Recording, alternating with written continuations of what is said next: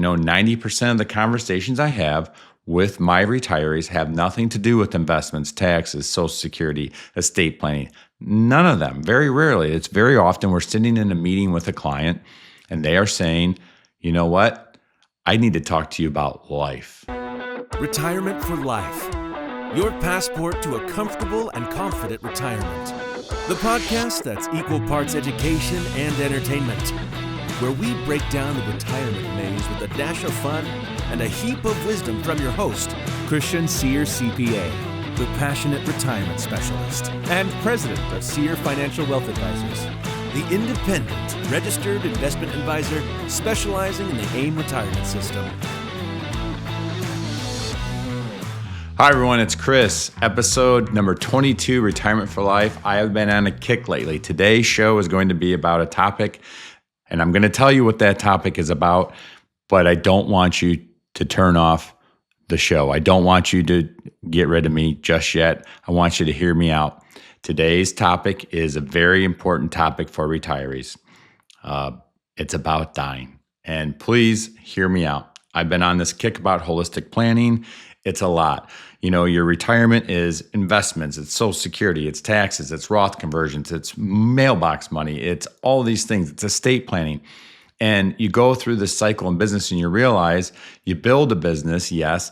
You make it better, yes. You create a system called the AIM retirement system. You make sure that every time somebody comes into your office, every time you have a meeting, every time you talk to somebody, there's a group of credentialed people sitting around them, helping them, ensuring that they have the best retirement possible. But at the end of the day, you finally realize that you're talking to friends. Your clients have become friends. And after all, 90% of the conversations you are having with them have nothing to do with the numbers. If you find the right financial advisor, if you listen to the show, Finding the Right Advisor in Retirement, you know that there's a lot to do to find the right person to work with in retirement. But at the end of the day, your retirement, checking all the boxes, the AIM retirement system has 22 boxes to check.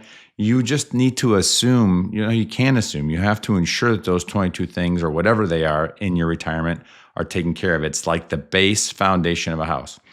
It's a foregone conclusion that all those things are being taken care of. 90% of the conversations I have with my retirees have nothing to do with investments, taxes, Social Security, estate planning. None of them. Very rarely. It's very often we're sitting in a meeting with a client and they are saying, you know what?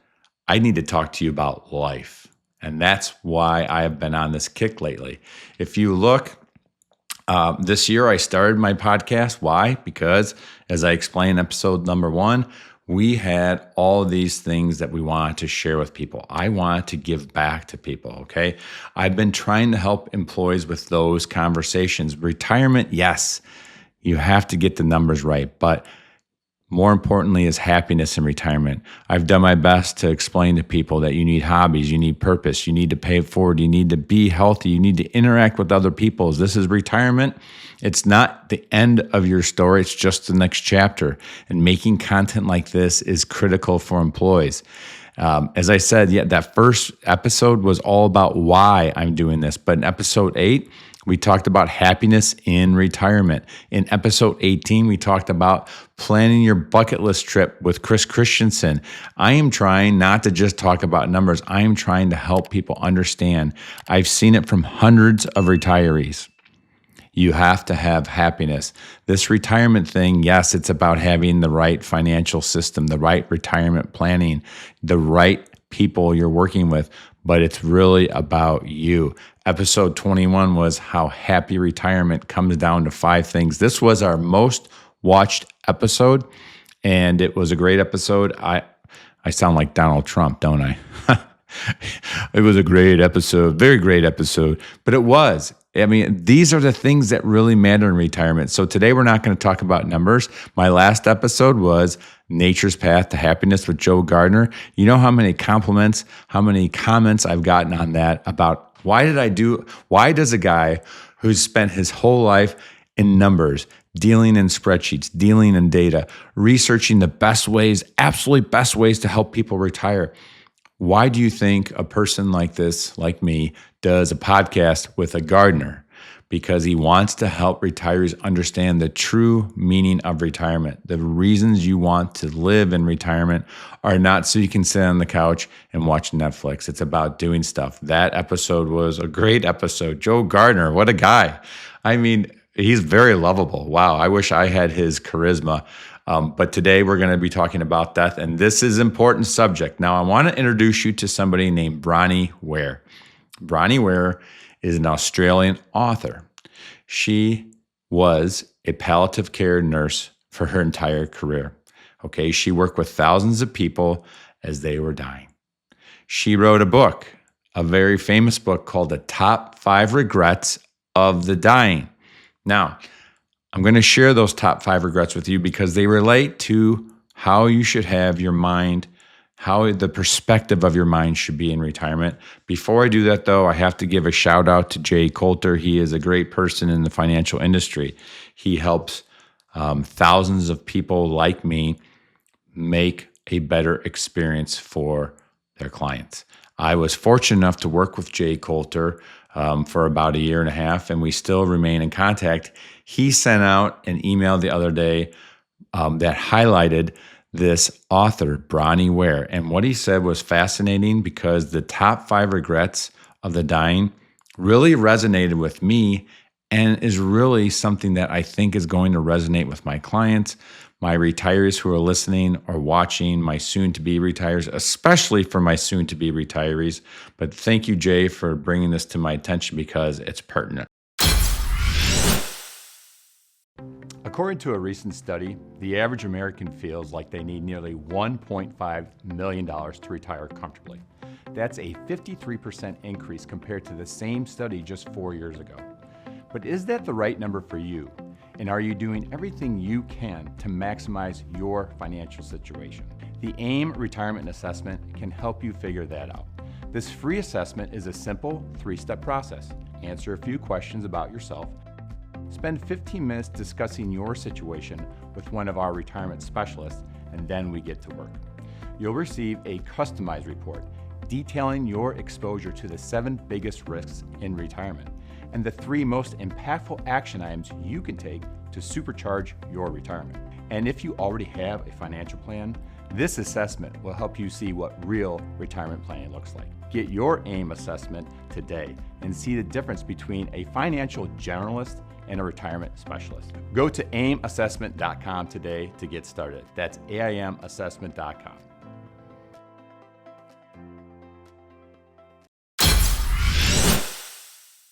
Now, what are the top 5 regrets of the dying?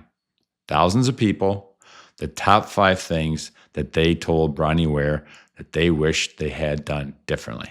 Number 1, I wish I had the courage to live a life true to myself, not the life others expected of me. Wow. This is hard for everybody. This is hard when you walk into a room full of strangers you've never met. Are you having the courage to live your true life and be your true self? You know, it's easy to give the impression to others that you are somebody who you are not. And the calmness and the peace you get from just being yourself. You don't have to be anybody for anyone else except yourself. You have to take care of yourself first. Isn't it interesting that that's the number one thing in this book? The number one thing she pointed out from thousands of people on their deathbed. I wish I had the courage to live a life true to myself, not the life others expected of me. Number 2, I wish I hadn't worked so hard. Now, this is kind of ironic, right? Because this is a show for retirees, and retirees, by definition, aren't working anymore, right? But it is very critical because more than 50% of the people watching this podcast, listening to this podcast, the people that I work with, have not yet retired. And a lot of people, even though they're surrounded by a room full of extremely smart people who do nothing but work on retirement with hundreds and hundreds of retirees, credentials that take years to get. You're surrounded by this group of smart people that you're paying to help you walk through retirement. And they are telling you, you've done it. You can retire, but it's hard. You've been working for 40 years. You are not sure if you should retire. I spend more conversations helping people make that decision. Now, look, if you're not ready to retire from a financial standpoint, you don't want to stop working, right? But what about those people that I tell have a 99% chance of success? They've just told me that they rate their job on a happiness scale 3 out of 10, yet they won't quit. Why? It's a hard thing to do. You want to have purpose in your retirement. You want to have things that you enjoy in retirement. And yes, a lot of my retirees actually have a part-time job, but not being confined to that space, that stress, that pressure, that 8-hour day, that 9-hour day, that 10-hour day, Monday through Friday, sometimes weekends. I wish I hadn't worked so hard. Remember, that is one of the top 5 regrets that thousands of people who have been on their deathbed have shared with Bronnie Ware. Number 3, I wish I had the courage to express my feelings. Wow, this is a big one. I think this sometimes when I deal with my coworkers, my team. Sometimes I want to say something to them and I just don't, because I want to. Sometimes it's not easy to express your feelings, because it's easy to express your feelings, or it's easier to express your feelings if you're happy, right? It's easier to say, hey, man, I love this experience, or I love you. And sometimes that's difficult as well. This goes both ways, but even your negative feelings, sometimes it's good to share those with others in a kind, respectful, humble way. Sharing your feelings with others is one of the top 5 things that people on their deathbed have said they wish they had done differently. Remember that. Number 4, I wish I had stayed in touch with my friends. This is a big one. Why is this a big one? Because as I've been talking about and preaching, it's clinically proven that social interaction with people is healthy for human beings. I'll say that again. Interaction with others is healthy for human beings. Some of us are not extroverts. Some of us don't love talking to people 24 hours a day. You don't have to do it that much, but you know how powerful it is when you walk up to a stranger and have a conversation with them? You know how powerful it is when you spend an hour of quality time socializing and interacting with other people, staying in touch with friends? Pick up the phone today. Here's something you can do. Pick one friend in your mind that you have not talked to in a while and just pick up the phone and call them. Don't text them. Just call them or arrange a lunch with them. Staying in touch with your friends. I think that's a good one. It's powerful. Sometimes it's hard to do. Sometimes we don't want to, but guess what? It's one of those situations where after you're done, you say, I'm so glad I did this. And number 5, finally, I wish I let myself be happier. This is the key, not only to retirement, this is the key to life, okay? What are the takeaways here? Live a more authentic life. You shouldn't have to worry about taxes, investments, Social Security, Roth conversions, beneficiaries, income, stock market crashes, inflation, trust, all this stuff. Again, if you've done your homework, if you've chosen the right financial advisor in retirement, yes, you need to be concerned about that, but you should really be focusing on your life, making it better. What's important, your health, your happiness. Let yourself breathe. Let yourself take in every moment. Allow yourself to consider the viewpoint and opinions of others. Turn off electronics for an hour.